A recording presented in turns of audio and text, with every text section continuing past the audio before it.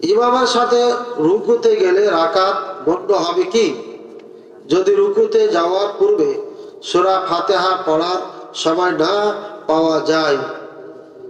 এটা আপনার বহুত আগে থেকে সমাধানকৃত মাসালা। জমহুরে উলামায়ে কেরাম এই কথা বলেন যে রুকু পেলে রাকাত পাওয়া হয়ে যাবে। ঠিক আছে, জমহুরে উলামায়ে কেরাম মানে অধিকাংশ উলামায়ে কেরাম বলেছেন। আর কিছু আলেম বলেছেন যে না, রুকুতে রাকাত গণ্য হবে না। দলিল দুই পক্ষেরই আছে।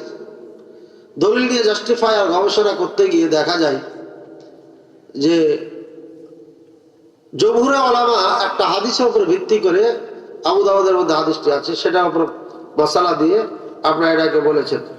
তো সেখানে আপনার মতরক করে এসে হাদিসটি আসলে হাদিস না, এটা সাহাবীর কথা। এক নম্বরে সাহাবীর কথার উপরে এটাকে দৃঢ়ভাবে মেনে নেওয়া যায় না।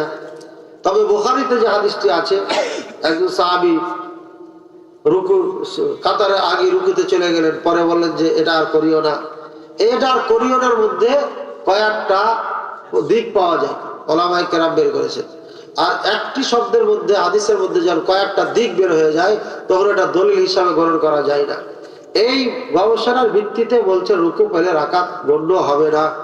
সুতরাং কেউ যদি এটাকে গণ্য না করে পড়ে নেয়, আমার দৃষ্টিতে বেটার, আমার দৃষ্টিতে ভালো। তবে যদি কেউ এটাকে রাকাত বলে গণ্য করে, তাহলে সালাত হয়ে যাবে, সমস্যা নাই। এজন্য যে বৃহত্তম উলামায়ে কেরামদের এই বিষয়ে মত আছে এবং তাদেরও গবেষণা আছে।